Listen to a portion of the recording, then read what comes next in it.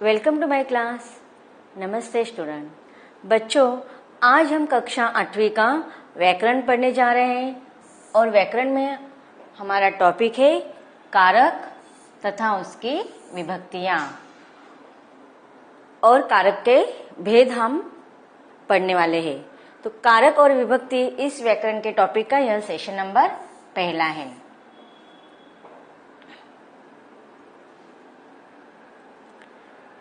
सबसे पहले कारक क्या होता है यह हम कुछ उदाहरणों के द्वारा समझते हैं।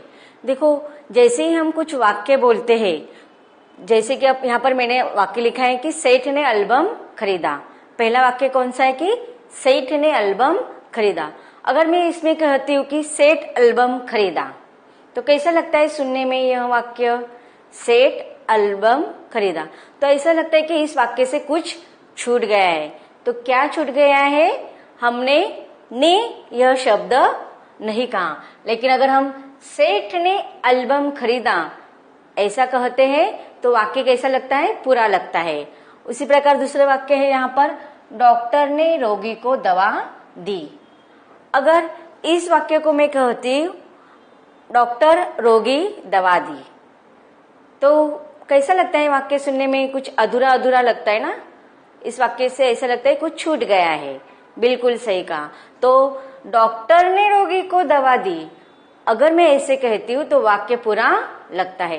तो इसमें देखो, डॉक्टर ने रोगी को, तो ने और को इन शब्दों का प्रयोग करने पर वाक्य पूरा लगता है। उसी प्रकार यहाँ पर तीसरा वाक्य है, यह प्रेमचंद की पुस्तक है। तो देखो, अगर यह सेंटेंस को, इस वाक्य को मैं कहती हूँ यह प्रेमचंद पुस्तक, तो कैसा लगता है? कुछ अधूरा वाक्य लगता है ना। यह इसमें कुछ छूटा हुआ जान पड़ता है। तो देखो, अभी यह प्रेमचंद की पुस्तक है, तो की इस शब्द का प्रयोग करने पर वाक्य पूरा लगता है। उसी प्रकार अगला उदाहरण है कि नदी में पानी कम है। इसमें भी देखो, अगर मैं कहती हूँ कि नदी पानी कम, तो कैसा लगेगा यह वाक्य? अधूरा। अगर मैं कहती हूँ कि नदी में पानी कम है, तो मैं इस शब्द का प्रयोग करने पर वाक्य पूरा लगता है। हम बस से घर आए। इस वाक्य को अगर मैं कहती हूँ कि हम बस घर आए, तो मतलब देखो, से इस शब्द का अगर हम प्रयोग नहीं करते तो उससे उस वाक्य का अर्थ ही बदल जाता है। तो इस प्रकार वाक्यों में जब मैंने ने, को, की, में, से आदि शब्द का प्रयोग किया, तब वह वाक्य पूरे लगते हैं। तो वाक्य में जब हम इस प्रकार के शब्द ने, को, की, में, से, इसके अलावा के द्वारा, के लिए आदि शब्दों का जो प्रयोग करते हैं, उन्हें ही हम कहते हैं कारक। तो अब यह जो उदाहरण दिए थे उसके द्वारा आपको यह समझ में आ गया कि किस प्रकार हम कारक इनका प्रयोग वाक्यों में करते हैं। अब कारक क्या होता है इसको हम और विस्तार से पढ़ेंगे इन उदाहरणों के द्वारा।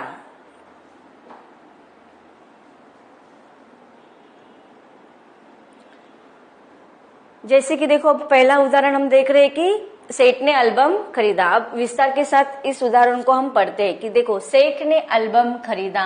इस वाक्य में सेठ ये शब्द क्या है? संज्ञा।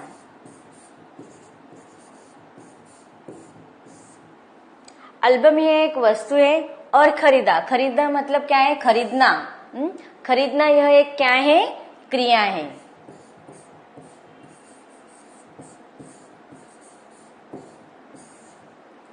तो सेठ ने एल्बम खरीदा, इस वाक्य में क्रिया और संज्ञा का क्या हो रहा है? यहाँ पर आपस में मेलजोल हो रहा है, आपस में संबंध स्थापित किया जा रहा है। लेकिन उसके लिए कौन से शब्दों के द्वारा उनका संबंध स्थापित हो रहा है? तो ने इस शब्द के द्वारा इनमें संबंध स्थापित हो रहा है। तथा संज्ञा को हम क्या कहेंगे? कर्ता। जो कार्य करता है उसे हम कर्ता कहते हैं। तो कभी कभी हम संज्ञा के स्थान पर कर्ता इस शब्द का प्रयोग करेंगे। तो देखो इस वाक्य में सेठ ने एल्बम खरीदने का काम किया है। अब सेठ ने कौन सा काम किया है कि एल्बम खरीदने का कार्य किया है। तो सेठ इस संज्ञा के साथ ने विभक्ति का प्रयोग हुआ है। यहाँ ने यह चिन्ह सेठ संज्ञा तथा क्रिया कौन सी खरीदना, इन दोनों का संबंध स्थापित होने के दर्शा रहे हैं। इसके अनुसार खरीदना क्रिया का कर्ता क्या हो गया, सेठ। तो देखो अब संज्ञा का हम दूसरा शब्द कौन सा प्रयोग करेंगे, कर्ता। तो खरीदना इस क्रिया का कर्ता कौन सा हो गया, सेठ। तो सेठ के साथ कौन सा प्रत्यय लगाया है हमने, ने। अब इसको हम क्या कहेंगे, कारक चिन्ह या विभक्ति। अब दूसरा उदाहरण देखते हैं। डॉक्टर ने रोगी को दवा दी। अब देखो यहाँ पर रोगी को इस शब्द को रेखांकित किया गया है। अब इसमें मुझे बताइए आप, डॉक्टर यह शब्द क्या हुआ, संज्ञा। Very good. संज्ञा के लिए हम कौन सा शब्द का प्रयोग करेंगे, कर्ता। दवा दी, तो देना, दी का हम क्या करेंगे, देना यह क्रिया होगी। मूल रूप कौन सा होगा, दी का मूल धातु कौन सा है, देना। तो यह क्रिया है। तो डॉक्टर ने दवा देने का कार्य किया है या काम किया है। किसको दवा दी है डॉक्टर ने, रोगी को। रोगी इस शब्द के साथ को इस विभक्ति का या कारक चिन्ह का प्रयोग किया गया है। इस वाक्य में डॉक्टर ने रोगी को दवा देने की क्रिया की है। इसका असर रोगी पर पड़ा। रोगी के साथ को चिन्ह अर्थात उसे हम क्या कहेंगे, विभक्ति। तो को इस चिन्ह का अर्थात विभक्ति का प्रयोग किया गया है। को चिन्ह रोगी और देना इस क्रिया के बीच में जो संबंध दर्शाता है उसके अनुसार रोगी शब्द देना क्रिया का कर्म हुआ। तो देखो यहाँ पर क्या कहा जा रहा है कि को इस चिन्ह के द्वारा रोगी और देना इन दोनों के बीच में क्या हो गया है, संबंध स्थापित किया गया है। और इसके अनुसार रोगी शब्द देना इस क्रिया का कर्म हुआ।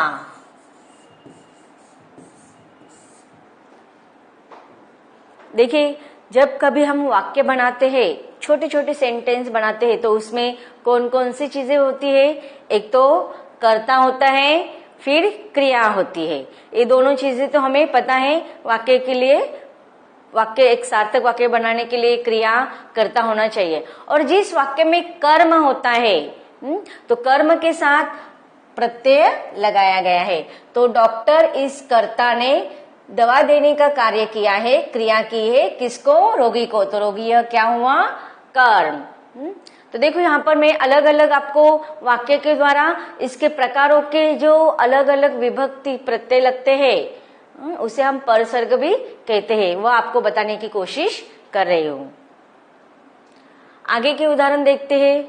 यह प्रेमचंद की पुस्तक है। देखो यहाँ पर भी प्रेमचंद इस शब्द के साथ की यह चिन्ह लगाया गया है विभक्ति का, या कारक चिन्ह या विभक्ति हम उसे कहेंगे। अब देखो इस वाक्य में प्रेमचंद और पुस्तक के बीच में की इस चिन्ह का प्रयोग किया गया है और इस चिन्ह से प्रेमचंद और पुस्तक के संबंधों को बोध हो रहा है। और इस संबंध के अनुसार पुस्तक प्रेमचंद के अधिकार में है। तो इस प्रकार यह प्रेमचंद की पुस्तक है, इस वाक्य में की यह कारक चिन्ह रहेगा, इसे हम विभक्ति भी कहेंगे।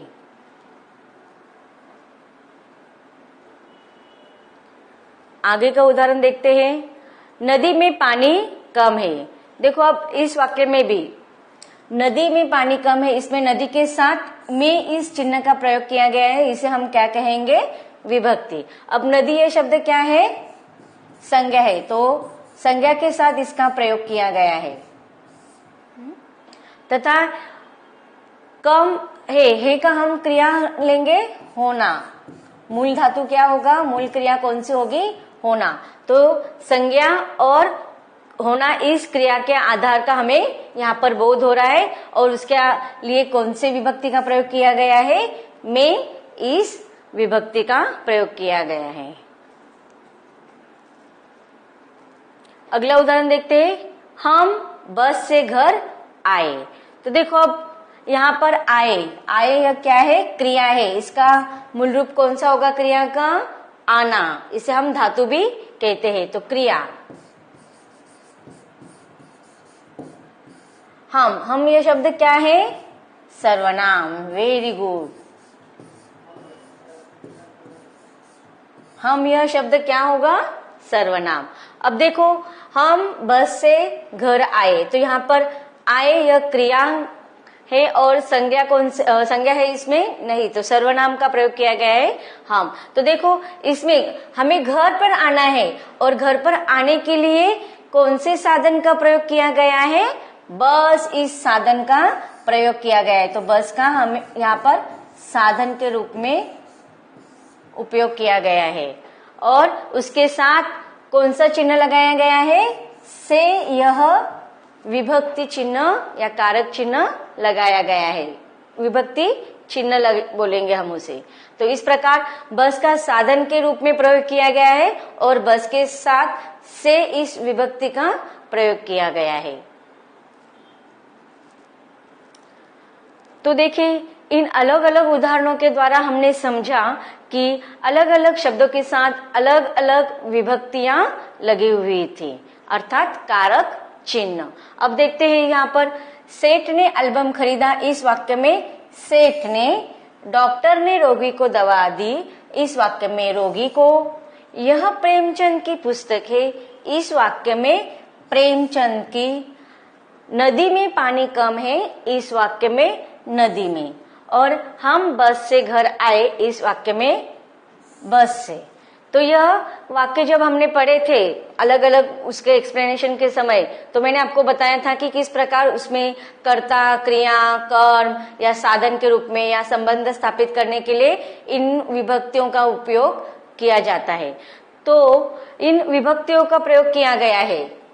तो इन वाक्य में सेठ ने, यह क्या है? कारक है। अब देखो कारक और विभक्ति इसमें क्या फर्क है कि कारक देखो क्या है? सेठ ने, यह कारक है। अब देखो इसमें ने, को, की, में, से, यह क्या होंगे? विभक्ति या कारक चिन्ह।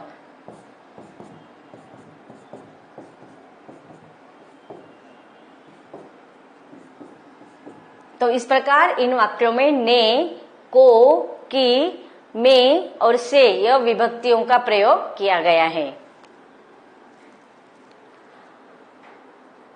अब संज्ञाओं की तरह सर्वनामों के साथ भी विभक्तियां लगती है। अब हमने देखा था जो अलग अलग वाक्य देखे तो उसमें क्या देखा था कि संज्ञाओं के साथ विभक्ति जुड़कर आई है, लेकिन संज्ञाओं के साथ ही नहीं बल्कि सर्वनामों के साथ भी विभक्तियां आती है।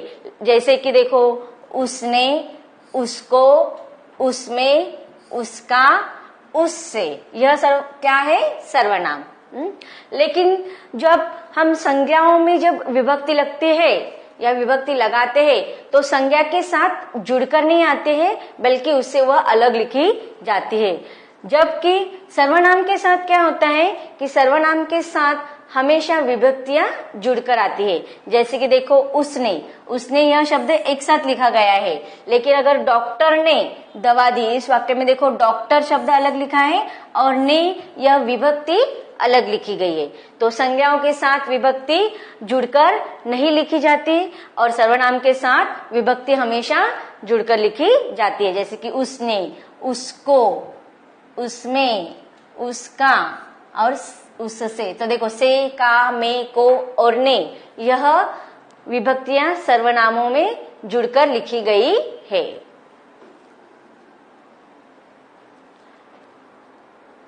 तो इस प्रकार देखो हम धीरे धीरे कारक की डेफिनेशन की तरफ जा रहे हैं। उदाहरणों के द्वारा हमने समझ लिया है, अब कारक की डेफिनेशन की तरफ हम जा रहे हैं। वाक्य में आई हुई संज्ञा या सर्वनाम का संबंध वाक्य की क्रिया या अन्य किसी शब्द के साथ रहता है और इस प्रकार संज्ञा और सर्वनाम का संबंध का बोध होता है। तो संज्ञा या सर्वनाम के इस रूप को स्पष्ट करने के लिए प्रायः उसके साथ विशिष्ट चिन्ह लगाए जाते हैं और ऐसी स्थिति में संज्ञा या सर्वनाम के चिन्ह युक्त उस रूप को हम क्या कहेंगे? कारक। और उसके चिन्हों को क्या कहेंगे हम? विभक्ति। देखो अब समझ में आया कि संज्ञा या सर्वनाम के साथ संबंध स्थापित करने के लिए जिन शब्द का प्रयोग किया जाता है उन्हें हम क्या कहेंगे? कारक। और उनके चिन्ह को हम विभक्ति कहेंगे। तो देखो अब जैसे कि सेठ ने, इस वाक्य में अगर हम देखें तो सेठ ने, यह अगर पूरा लेंगे तो यह क्या होगा? कारक। लेकिन ने यह क्या होगा?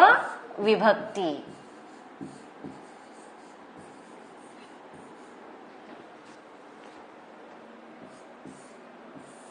तो इसे हम कारक कहते हैं और उसका जो चिन्ह होता है उसे हम विभक्ति कहते हैं। देखो यहाँ पर मैंने उदाहरणों के द्वारा भी आपको समझाया कि देखो सेठ ने एल्बम खरीदा, इस वाक्य में सेठ ने यह क्या है? कारक है। और ने, अगर सिर्फ ने लिखना होगा तो उसकी वह क्या होगी? विभक्ति। अगर आपको वाक्य में पूछा जाए, प्रश्न पूछा जाए कि आपको क्या करना है? कारक लिखना है, तो आप पूरा शब्द लिखेंगे सेठ ने। और आपको विभक्ति लिखनी है, मतलब उसका कारक चिन्ह या विभक्ति चिन्ह, तो वो क्या होगा? ने। अब डॉक्टर ने रोगी को यह शब्द क्या हुआ? कारक। लेकिन को यह शब्द क्या हुआ? विभक्ति।